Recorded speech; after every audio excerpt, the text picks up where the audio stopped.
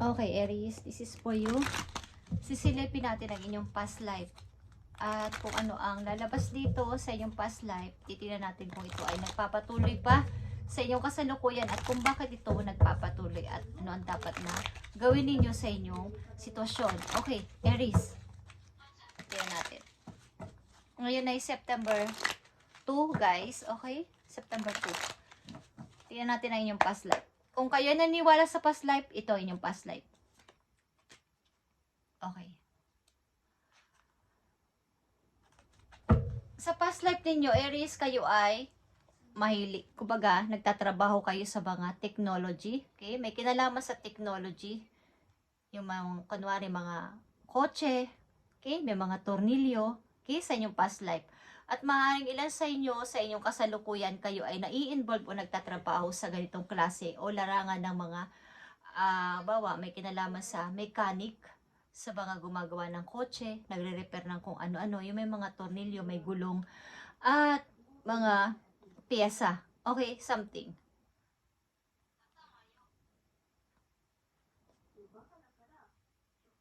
Okay. Dito kayo may kinalaman sa inyong past life, guys. Sa technology. About sa technology. Yung may mga bearings, may mga piyesa, alam niyo yung mga sa mga kotse, sa mga bisikleta, okay? Sa pagre-repair. Ilan sa inyo ay nauugnay dito sa kasalukuyan na yung trabaho sa mga Aries na ilan dito. Okay. Tignan natin kung ito ay nagpapatuloy sa inyong kasalukuyan, guys. Sa mga Aries. Ano ang kaugnayan nyo sa inyong past life? Sa inyong kasalukuyan.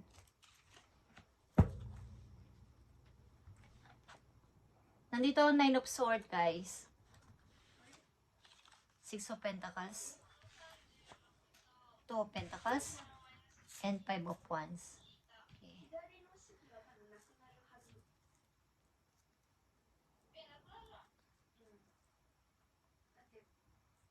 Nandito yung kahirapan nyo sa pera, guys. Okay, sa kasalukuyan, sa ilang Aries, mahirap na pangangailangan sa pera. Kumbaga ay, lalabas, papasok ang money at kawalan. Maaring naghahanap ng trabaho o maghahanap ng pwede pang mapagkakitaan to work, okay, at maraming away sa paligid at napakahirap. May mga utang, may mga bills na hindi mabayad-bayaran, okay, sa ilang Aries na nandito sa reading. At ang ilan sa inyo nag-iisip na pumili ng another path ng buhay. May mga pagsisisi. Okay, Aries. Maaaring kayo nakalinya sa technology o teknolohiya, something na may kinalaman sa mga pyesa, bearings o sa mga pyesa ng sasakyan, pyesa ng mga kung ano-ano mga ginagamit sa mga pampublikong sasakyan. Okay. Kaya kayo ay may hinahanap ang inyong katawan, may hinahanap ang inyong isip, kung saan kayo lulugar at anong trabaho ang nababagay sa inyo. So, yung inyong money ay, sa mga Aries na nandito sa reading, ang inyong money ay ups and down. Papasok, lalabas, di mawawalan, din mag-iisip parang, mag-iba kaya ako ng ginagawa sa buhay. Bakit hindi tumaas-taas ang money ko? Bakit hindi tumaas-taas ang kita ko? Bakit hindi ako makaipon ng lubos-lubos? Nawawala agad. Okay. Aries, tingnan natin to. May kaugnayan kayo maybe sa inyong nakaraan, sa inyong past life, sa ilang Aries na nandito sa reading. At andito ang Ace of Cups. Okay. Nandito ang 8 of Swords. Nandito ang Wheel of Fortune in reverse. At 4 of Swords, guys. Andito yung may handog ang kapalaran sa inyo na magandang opportunity. Andyan na. Kaya lang, may nagpapabagal. May humahad lang. May mga problema dumarating na hindi ninyo inaasahan at hindi na natuloy-tuloy ang inyong plano o hindi na natutuloy ang pagtanggap nyo sa offer na to. Sapagkat may dahilan. May mga humahad lang, mayroong humahad lang sa inyong buhay na kasamahan nyo sa bahay, kasama nyo talaga sa bahay na tao na kayo ay hindi pinapalabas o hindi kayo pinapagdesisyon sa sarili ninyo pamamaraan. Isang tao na kayo ay pinipigilan na makagawa ng anumang bagay na magpapaunlad sa iyong buhay. At hanggang sa lumipas na lang ang opportunity nang hindi nyo namamalayan at natapos na, nawala na. At nandito ang kinalabasan guys, at Four of Swords is here. Parang wala ng pag-asa. Parang, paano pa ako magsisimula? Wala na yung opportunity. Natapos na yata yung time ko. Wala na yata akong kahihinatnan sa buhay. Hanggang dito na lang ako. Wala na yung opportunity. Pinalagpas ko na. Okay guys. So sa mga Aries na nandito sa reading at kayo ay nahihirapan maghanap ng trabaho or naguguluhan sa inyong gusto sa buhay, maaaring kayo ay fit or nababagay sa may kinalaman sa mga piyesa, sa sasakyan, sa mga nagre-repair, okay, sa ilan sa inyo at karamihan ay lalaki, okay, na kayo ay nandito nababagay sa trabaho na to, na may kinalaman to sa inyong past life. Ito yung buhay ninyo past life, na kayo ay gumagawa ng ganito, nagtatrabaho sa ganitong company. Okay, Aries, tingnan natin ang message pa dito. I need 3 messages dito. Paparating na message sa inyo. Andito ang Page of Swords. Okay. Paghahanap-hanap ng mga kakampi, paghahanap-hanap ng mga sagot sa inyong mga tanong. Pero walang sagot. Wala man lang akong mahinga ng tulong o something na pumapansin sa akin. Andito yung 10 of Pentacles, guys. Okay. Maaaring may mag-a-appear sa inyo na isang hindi inaasahan na may kinalaman ito sa pag-ibig, na kayo aalokin dito ng bagong pag-asa, na kayo ay magkakaroon dito ng parang something hope, na ito na siguro yung chance ko, ito na siguro yung bagong pagkakataon na gagawin ko. 9 of Swords is here. Okay, paulit-ulit na 9 of Swords is nagpapakita dito sa inyo. 8 of Swords, 9 of Swords is may plano man kayo pero talaga may pumipigil sa inyo para mag-decide at gumalaw. Ang ilan din sa inyo is takot magbiyahe, takot lumabas, at takot lumabas ng bansa, takot lumabas ng inyong place, ng inyong kinagisnang lugar. Bagamat may offer, bagamat may nakikitang pag-asa sa ibang place, takot na sumubok sapagkat may nagsabi sa inyo, sa inyong utak o sa inyo, pinaramdam sa inyo ng isang tao dito na kayo ay wala magagawa, wala kayong kayang gawin, at nawalan kayo ng kumpiyansa sa sarili. Okay, Aries, kung kayo may pagkakataon na pumasok sa ganitong klaseng larangan, sa mga may kinalaman sa technology, sa mga pyesa, something is gawin ninyo guys. Dito kayo nababagay sa mga Aries na nandito sa reading. Message mo sa mga Aries na may kaugnayan dito sa kanilang sitwasyon. Nandito ang intense, okay Aries. May halo itong excitement at parang feeling excited. Okay, titignan natin itong feeling excited na to. Ano to? Ano to yung feeling excited na mga Aries at feeling parang nai-excite kayo? Ito ba ay good news o ito ba ay kakaiba ninyong malalaman? Okay guys, Aries.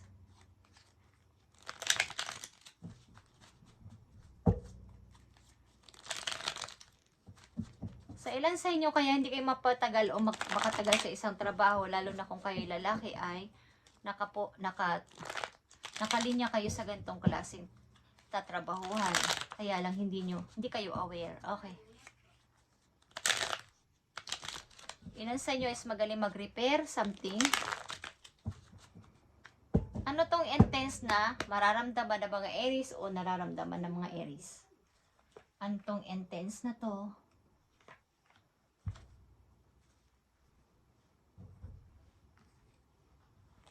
Nakikita nyo to? Kaya kayo na-excite. Iniisip nyo palang para na kayong mabubuang sa parang ito na yun. Ito na yung gusto ko. yung magka-freedom ako sa money. Magkaroon ako ng magandang buhay at hindi na problema sa pera. Okay. Ilan sa inyo yung nagmamanifest? Something na minamanifest itong dream na to at na-excite kayong malaman kung ano to. Okay, mga bagong idea, mga bago ninyong gagawin sa buhay is iniisip ninyo. Pinapangarap nyo pa lang to is para na kayong excite o na-excite kayo. Na-excited kayo o excite kayo sa nangyayari. Okay. At ano to?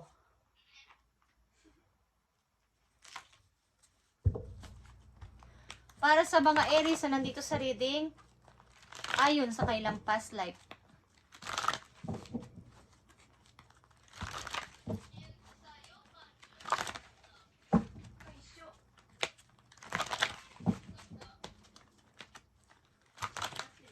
Tingnan natin itong intense na to, Aries.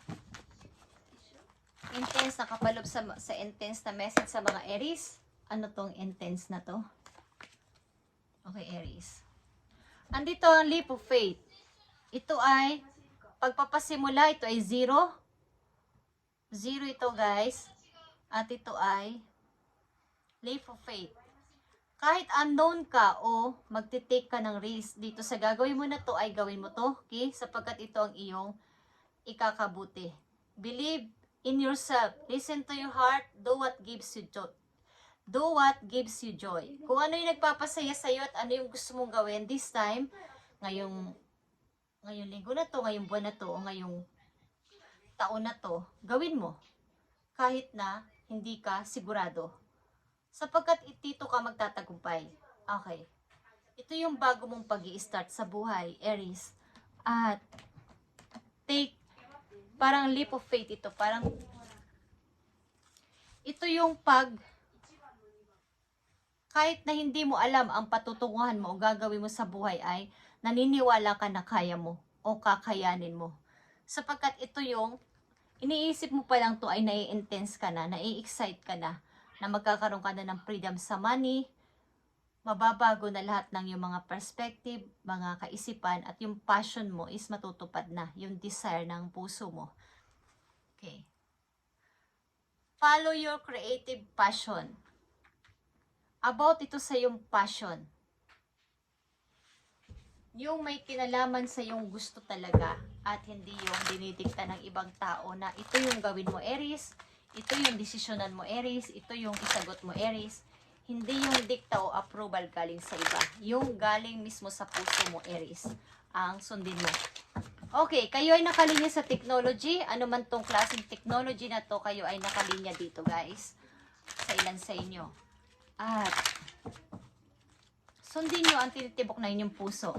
This time, tatagumpay kayo dito, guys. Leap of faith.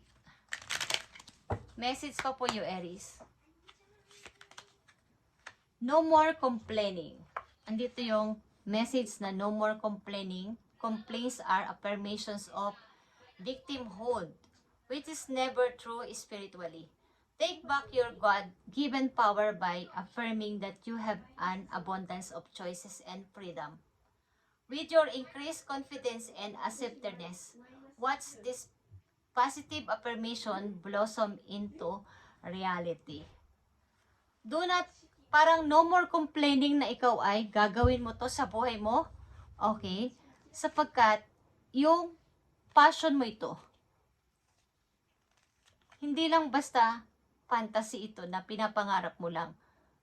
Ito ay magiging reality sa buhay mo kung ikaw ay magdidesisyon na dito nang walang galing sa approval ng ibang tao at sarili mo ang susundin mo.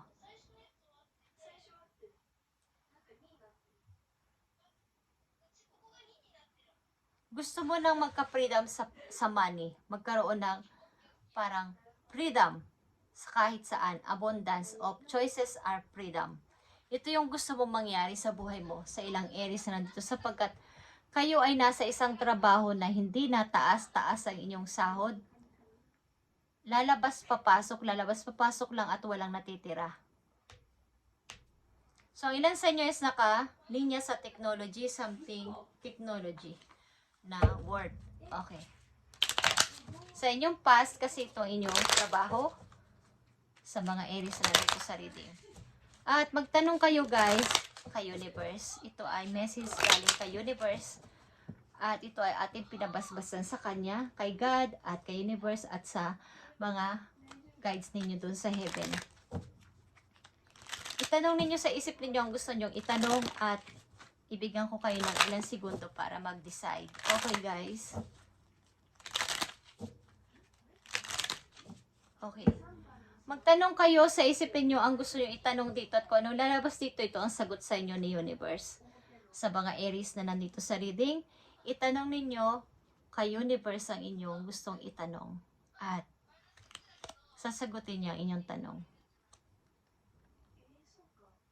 Ibigay mo sa mga Aries ang kailang kasagutan. Ano man to, ano man lalabas dito, nasagot mo para sa kanila ay ito ang lumabas.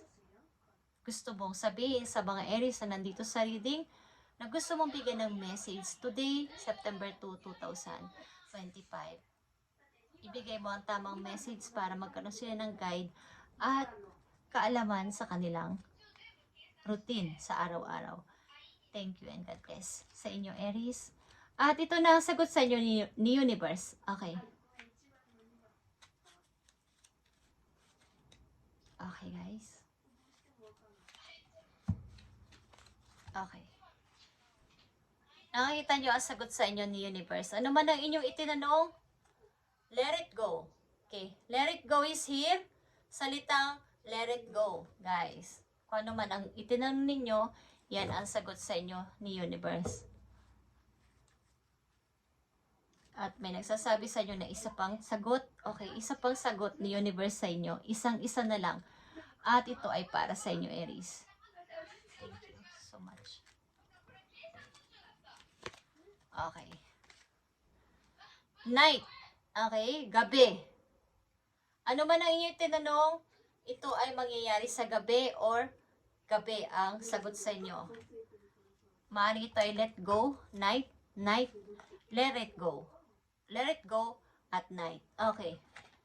Thank you, Aries. At ito ang inyong message today, September 2, 2025. At para ito sa mga Aries na nauugnay o nai-involve sa kanilang past life. At maaaring ilan sa inyo ay, kung kayo nandito na sa larangan ng may kinalaman sa technology, kayo ay nababagay dito at wag na kayo umalis dito. Okay? At nai-intense kayo at na-excite dahil sa inisip nyo pa lang ito na magkakaroon kayo ng masaya at maayos sa pamumuhay is mangyayari ito kapag wala nang complain, gawin nyo ang nararapat at wag na kayo magpadala sa inyong takot. Magkaroon kayo ng confidence sa sarili na kakayanin ko to, ako si Aries, ako ay Emperor. Kaya kong mag-build ng sarili kong empire. Thank you Aries and God bless.